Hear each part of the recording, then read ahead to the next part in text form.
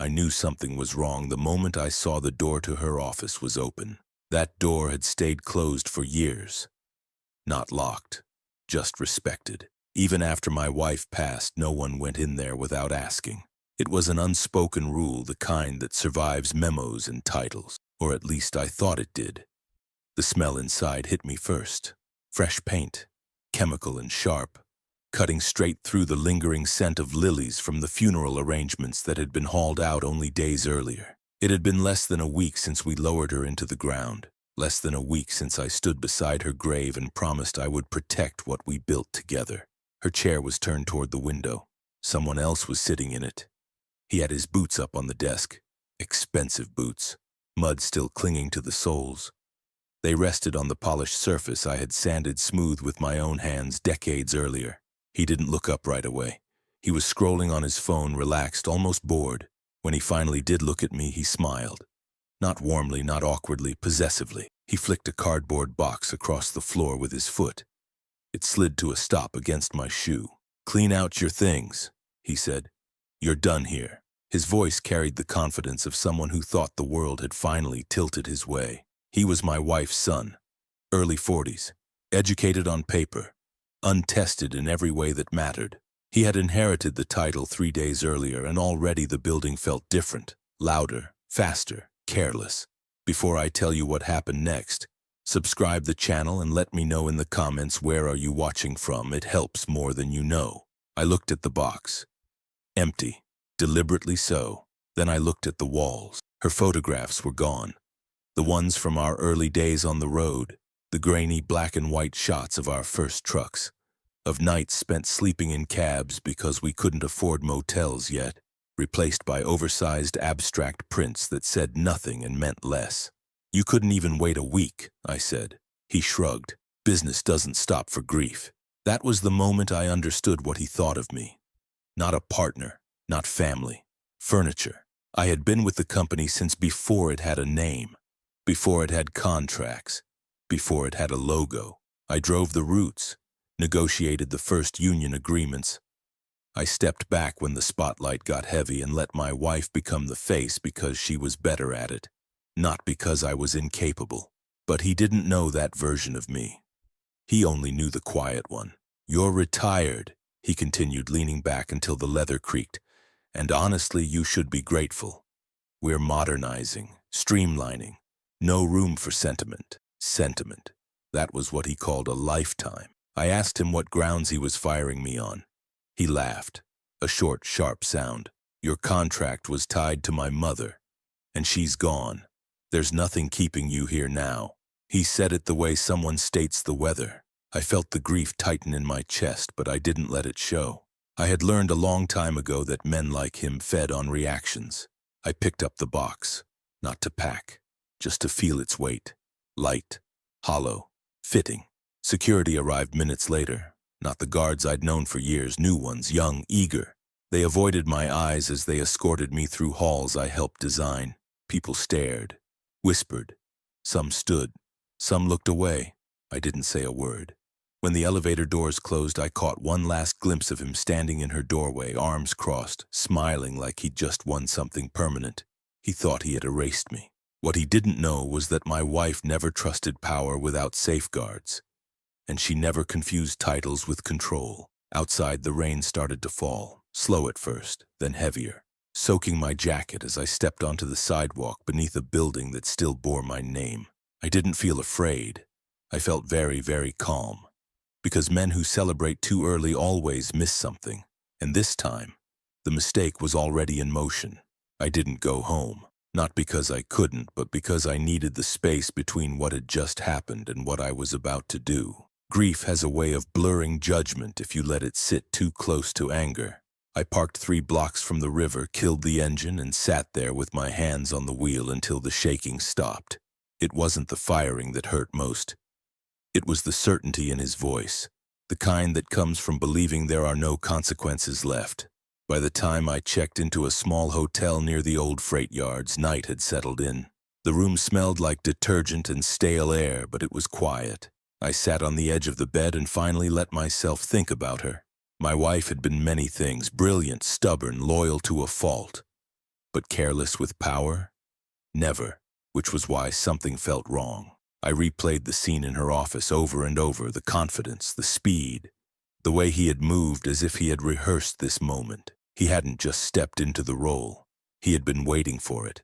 That meant one thing. He believed he was untouchable. I opened my laptop. The first thing I checked wasn't my email. It was the company portal. I expected my access to be gone. It wasn't. Yet, that alone told me he was acting faster than the paperwork. I downloaded everything I could. Board schedules, governance documents, archived meeting minutes. The boring stuff people assume no one ever reads. My wife always read it. So did I. At midnight, my phone buzzed.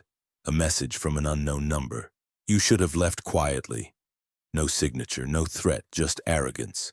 I didn't respond.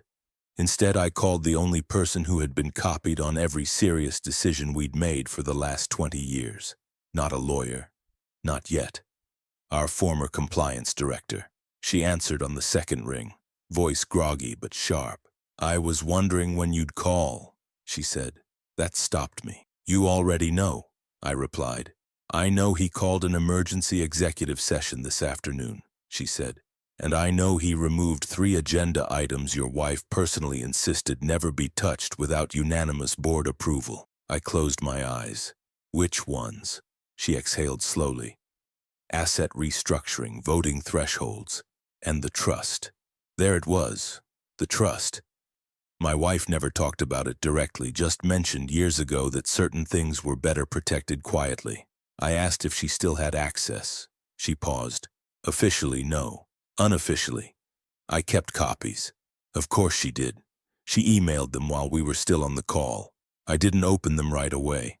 I thanked her, told her to stay quiet, told her to document everything. Then I sat there staring at my inbox, listening to the hum of the air conditioner, feeling something solid settle in my chest for the first time since the funeral. When I finally opened the files, it took less than 10 minutes to understand why my wife had never been afraid of her son.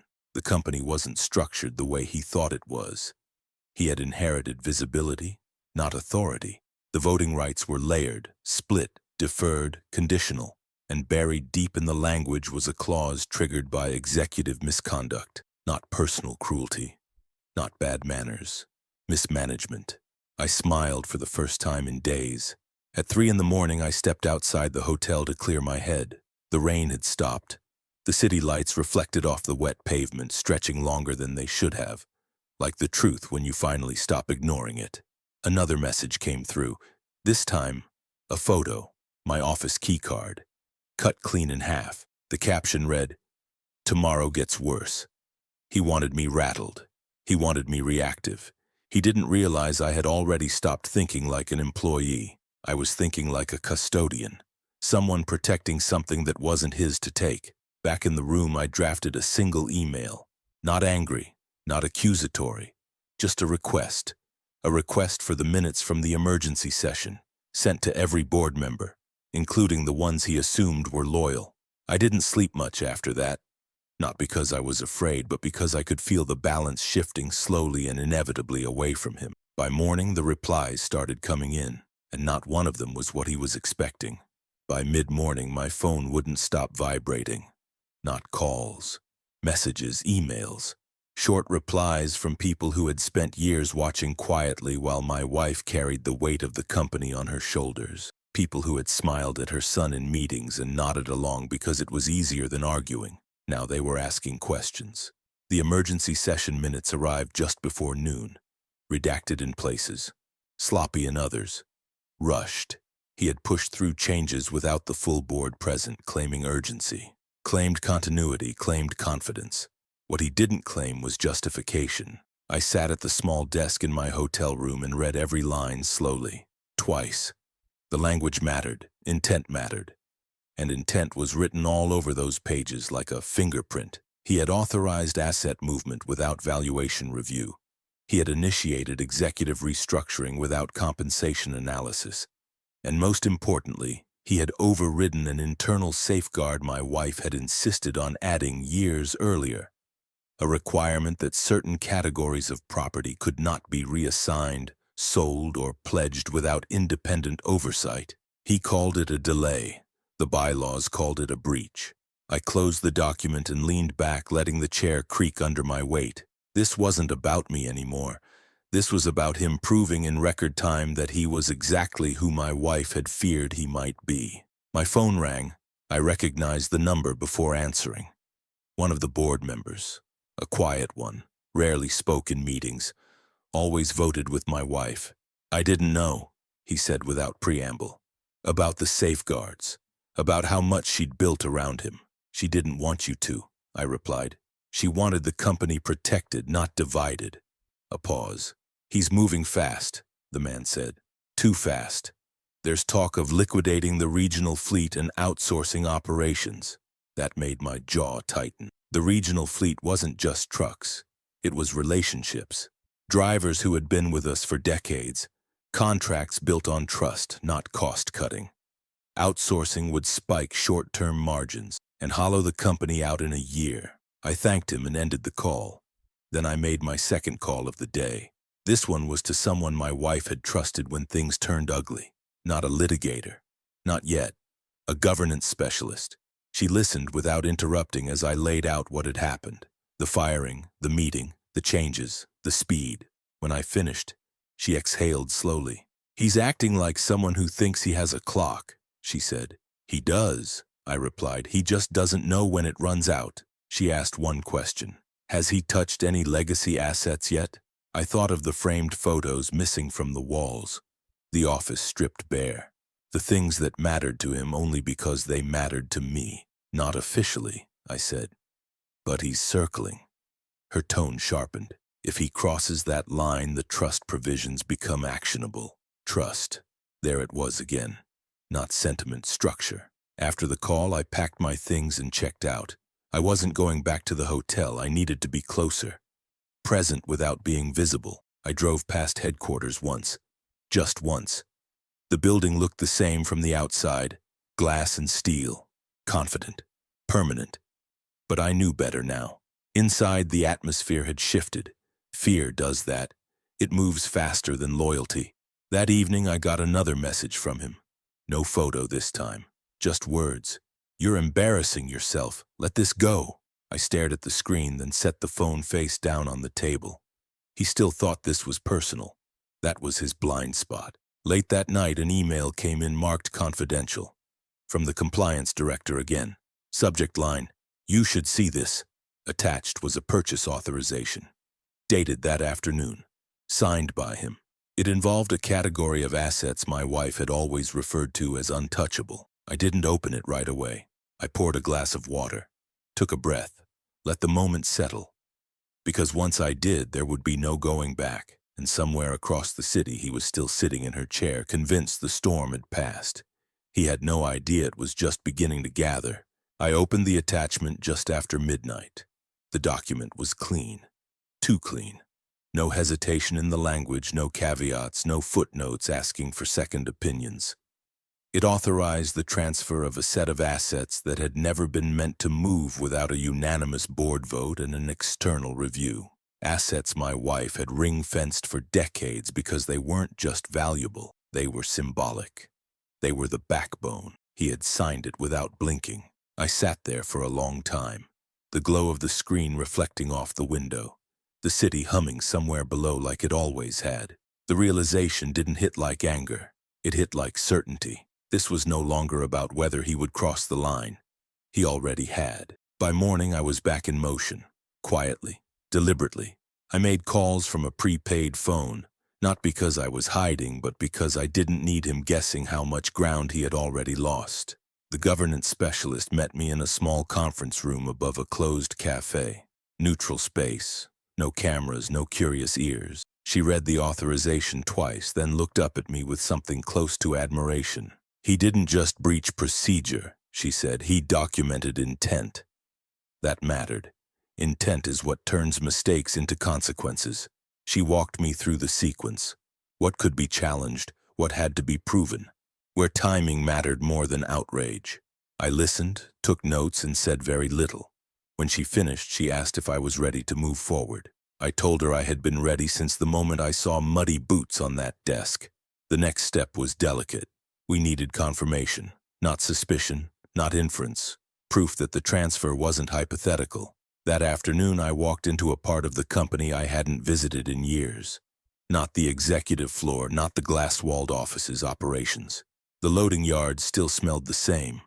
Oil, rubber, rain on asphalt. Men and women who had been there longer than my wife's son had known what a ledger looked like nodded as I passed. No smiles, no greetings, just recognition. I didn't ask questions, I observed, and I saw it. Equipment tagged for reassignment, paperwork moving faster than it should. A foreman arguing quietly with a supervisor who kept saying, "Orders from above." That phrase always tells you who not to trust. I took photos, notes, names, times. No confrontation. I left before anyone thought to ask why I was there. By evening, the puzzle was complete. The assets weren't being repositioned for strategy. They were being moved to create liquidity, fast liquidity, which meant desperation. Back in my temporary apartment, I laid everything out on the table. Documents, photos, emails, authorization trails. It wasn't just a breach anymore, it was a pattern. He had dismantled safeguards, circumvented oversight, initiated asset movement without valuation or notice, all within days of assuming control. That wasn't bold leadership. That was panic dressed up as confidence. I sent one message, not to him, to the board.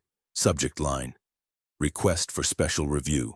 No accusations, no emotion, just facts, attached documents, timestamps, and a single sentence at the end. I believe the company is currently exposed to material risk. That phrase does something to people who understand responsibility. My phone rang less than 5 minutes later. Then again, and again. I didn't answer all of them, I didn't need to. Late that night, another message came through from him, longer this time, less certain. "You're overstepping, you don't have authority, this ends badly for you." I read it once and deleted it. Authority isn't something you claim, it's something you reveal. Before I went to sleep, I stood by the window and looked out over the city we had built routes through, contracts across, livelihoods on. I thought of my wife, of how she had always planned 3 steps ahead, quietly correcting for human weakness. She had loved her son, but she had loved the company too, and she had trusted me to know when one threatened the other. Somewhere in the building, a desk was already emptying. He just didn't know it yet. The board met without him. That alone told me everything I needed to know. The invitation came through late in the afternoon, marked confidential and restricted. No agenda, no sender listed, just a time and a location. A smaller conference room off-site, the kind used when conversations weren't meant to echo. I arrived early, not to make a point, but because habits don't disappear just because titles do. The room smelled faintly of coffee and copier toner, neutral, temporary, honest. One by one they filtered in. Some looked uncomfortable, some relieved. A few looked embarrassed, as if they'd just realized how easily they'd been swept along by confidence and noise. No one mentioned my firing. No one needed to. They started with the documents. Not my interpretation, not my feelings. The paper trail, the asset authorization, the bypassed safeguards, the internal emails referencing speed and clean breaks, the operational photos I'd taken quietly, paired with timestamps and inventory numbers. Silence filled the room as the final page was projected onto the screen. "This is actionable," one of them said finally. Another nodded. "It's not just mismanagement, it's exposure." A third spoke up, voice tight. He moved faster than governance allowed, and he did it knowing the restrictions. I sat back and listened. This wasn't my meeting, it was the company's. Someone asked if he had been notified. The answer was no, not yet. Another asked about the trust provisions. That was my cue. I didn't raise my voice, I didn't posture. I simply explained what my wife had put in place, why she had done it, and how it worked. I didn't frame it as a trap. I framed it as insurance. You don't plan for fires because you expect one. You plan because ignoring the possibility is irresponsible. They asked if I was prepared to step in. I told them I wasn't stepping forward, I was stepping back into place. The distinction mattered. By the time the meeting adjourned, the decision wasn't emotional. It was procedural. A formal review would be initiated. His authority would be temporarily limited pending investigation. Certain transactions would be frozen immediately. They asked me to remain available. I said I would. That evening he finally called. Not texted. Called. I let it ring twice before answering. His voice was tight. Controlled. Too controlled. "You went behind my back," he said. "No," I replied. "I went in front of the truth." He accused me of sabotage, of undermining leadership, of clinging to relevance. I let him finish. Then I said calmly that leadership didn't require permission, but authority did. The silence on the other end stretched. He asked what I wanted. I told him I wanted the company protected. He laughed, forced, brittle. "You don't have the power," he said. I didn't argue. I didn't need to. The next morning notices went out, limited in scope, neutral in tone. Phrases like interim measures and due diligence replaced certainty. The building buzzed, not with gossip, with relief. People work differently when they sense fairness returning. Shoulders lower, voices soften, eyes meet again. I walked through operations that afternoon, no escort, no announcement. Drivers nodded, supervisors straightened, no applause, no drama, just continuity. That night I went home, not to reclaim anything, just to sit in silence and let the weight of the last days settle where it belonged. I found one of her old notebooks on the shelf, the one she used to scribble reminders in during long meetings. Half strategy, half grocery lists. On the last page there was a single line written in her careful handwriting. "Power reveals character. Preparation reveals love." I closed the book. Outside, the city hummed as it always had. And somewhere nearby, someone was realizing that confidence built on assumption has a very short lifespan. The review concluded quietly. No press releases, no dramatic announcements. Just a series of votes taken in rooms where people finally read what they were signing. Governance has a way of sounding dull until it saves you. By the end of the week, his authority was gone. Not suspended, not paused, removed. The language mattered. The board cited breach of fiduciary duty, failure to follow established safeguards, and actions that exposed the company to unnecessary risk. They didn't mention emotion. They didn't mention me. They didn't have to. He was offered a choice. Step aside with a severance package that acknowledged his title but not his ambition, or force a formal removal that would follow him everywhere he tried to land next. He chose the package. People like him always do. I wasn't in the room when they told him. I didn't need to be. Power isn't proven by watching someone fall. It's proven by knowing you don't have to. When he cleared out his office, it took less than an hour. No muddy boots this time. No smirk. Just hurried movements and eyes that refused to meet anyone else's. The chair was left empty. I walked in later that afternoon. Not to sit in it. To return the photographs. The old ones. The grainy shots from the early days. The first trucks lined up crooked because we didn't yet know how to pose for cameras. The picture of my wife standing in front of a map, marker in hand, smiling like the future was something she could outwork. I placed them back on the wall, not as a statement, as restoration. The company stabilized faster than anyone expected. Transactions were reversed, assets recovered, trust rebuilt where it mattered most, on the ground. Drivers stayed, contracts held. The machine resumed its rhythm. I didn't take the title. I took the responsibility. An interim role, oversight, mentorship. The work I had always done best without needing applause. People asked if I felt vindicated. I told them no. Vindication suggests a wound still aching. What I felt was alignment. My wife had seen this coming. Not the details, but the shape of it. She understood that love doesn't mean blind trust, and protection doesn't require confrontation. Sometimes it just requires preparation and patience. Her son never called me again. I heard later that he moved out of state, tried a few ventures, none of them lasted. Titles follow power, not the other way around. I didn't wish him harm, but I didn't soften the truth either. Loss teaches lessons differently depending on whether you listen. One evening, weeks later, I stayed late and stood alone on the executive floor. The city lights stretched out below, familiar and steady.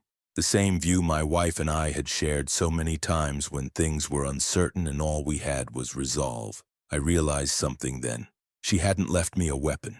She had left me a compass. A way to know when to act and when to wait. When to speak and when silence did more work than noise ever could. I turned off the lights and walked out. Not as the man who had been fired.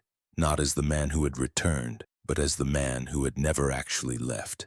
And if you've been listening this far, subscribe to the channel and let me know in the comments what time it is where you're watching from.